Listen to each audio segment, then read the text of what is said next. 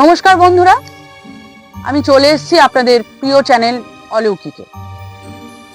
আজকে আমি আলোচনা করব ভূত আসলে কি। ভূত কি আমাদের একটা কল্পনার ফসল?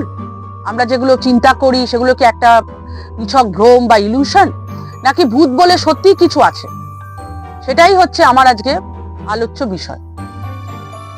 আমি আজকে ভূত সম্পর্কে দুটো ব্যাখ্যা দেব।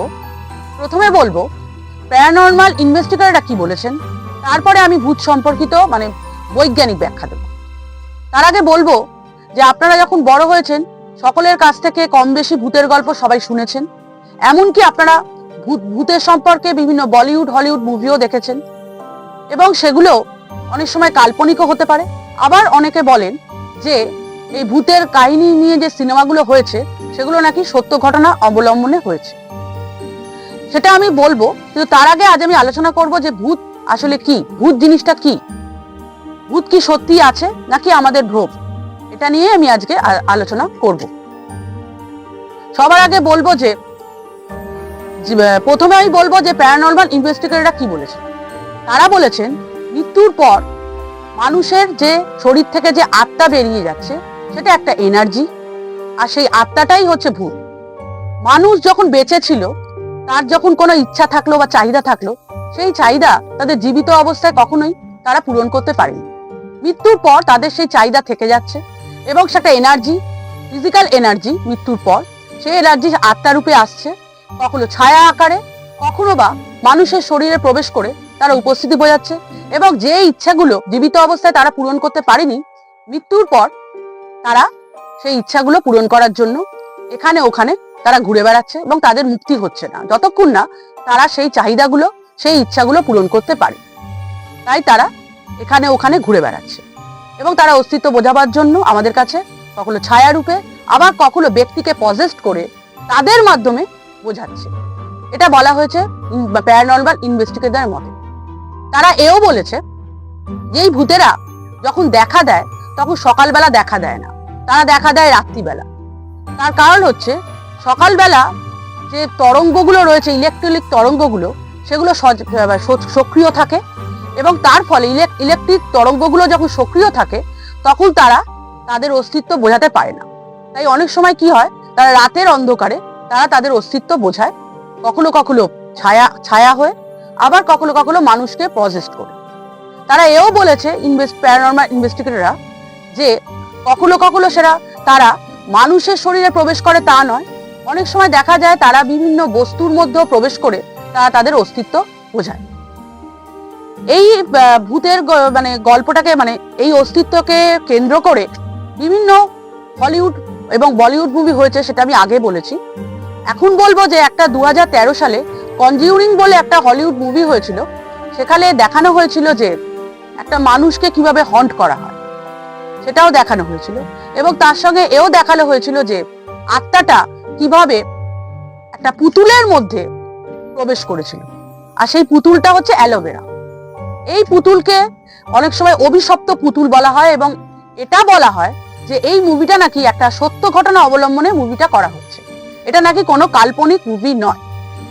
এবং এই অ্যানাবেলাকে একটা অভিশপ্ত পুতুল বলা হয়েছে, এবং পরবর্তীকালে এই পুতুলকে একটা কাচের মিউজিয়ামে, কাচের দেওয়ালে মধ্যে তাকে রাখা হয়েছে। এবার আমি বলবো বৈজ্ঞানিক ব্যাখ্যা। বৈজ্ঞানিক ব্যাখ্যায় আমি যাব আইনস্টাইন বলেছেন যে energy never disappear from the universe. Energy যে হচ্ছে শক্তি, সেই শক্তি কখনো এমন একটা শক্তি, সেই শক্তি কখনো পৃথিবী থেকে অদৃশ্য হয়ে যায়নি। অর্থাৎ মৃত্যুর পর মানুষের যে একটা ফিজিক্যাল এনার্জি আছে, সেই এনার্জিটাই হচ্ছে ভূত, এবং সেটাকে আমরা বলছি আত্মা বা ভূত, সেই এনার্জি। এবং এই এনার্জি কখনোই মানুষ চলে যায়, কিন্তু তার যে একটা এনার্জি থাকে মৃত্যুর পর, সেটা কখনোই ডিসঅ্যাপিয়ার হয় না। আর মৃত্যুর পর ভূতেরা বা আত্মারা যখন তারা ঘুরে বেড়ায়, তখন কিন্তু তারা সেসব জায়গাতেই সবসময় সচরাচর তাদের দেখা যায়, যারা জীবিত অবস্থায় সেসব প্রিয় জায়গায় যখন তারা বেশিরভাগ সময় কাটিয়েছে, মৃত্যুর পর কিন্তু তাদের সেসব জায়গায় দেখা যায়। আবার বলা হয় মানুষ যখন মারা যায় তখন অনেক সময় মানুষের দেহটাকে কবরে দেওয়া হয়, পোড়ানো হয় না। অনেক সময় দেখা যাচ্ছে সেটাকে কবরে দেওয়া হচ্ছে বা মাটিতে পুঁতে দেওয়া হচ্ছে, এবং সেখানে দেখা যাচ্ছে মৃত্যুর পর একটা ফিজিক্যাল এনার্জি আছে, সেই এনার্জিটা থাকছে এবং সেখান থেকে একটা দেখা যাচ্ছে গাছ উদ্ভিদ উৎপন্ন হচ্ছে এবং সেই উদ্ভিদকে বিভিন্ন পশু প্রাণী এরা খাদ্য গ্রহণ করছে, করে সেখান থেকে সেই এনার্জিটা কালেক্ট করছে। তাহলে বোঝা গেল এই যে এনার্জিটা আছে সেটাই একটা শক্তি এবং তার মধ্যেই ভূত ভূত বিদ্যমান।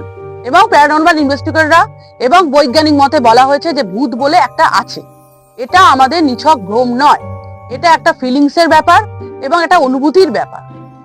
না হলে ভূত যে নেই এটা আমরা কখনোই বলতে পারি না। কেউ কেউ বলছে ভূত বলে আছে, আবার কেউ কেউ বলছে ভূত বলে নেই।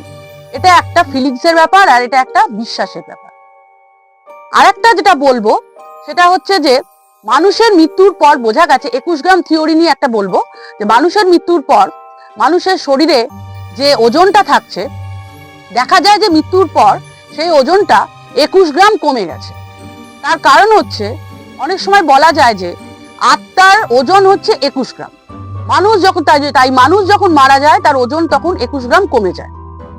এবং এই 21 গ্রাম থিওরির মাধ্যমে বোঝা যাচ্ছে যে আত্মা বলে আছে, আর আত্মা যদি থাকে তাহলে সেটাই হচ্ছে ভূত এবং তার অস্তিত্ব আছে।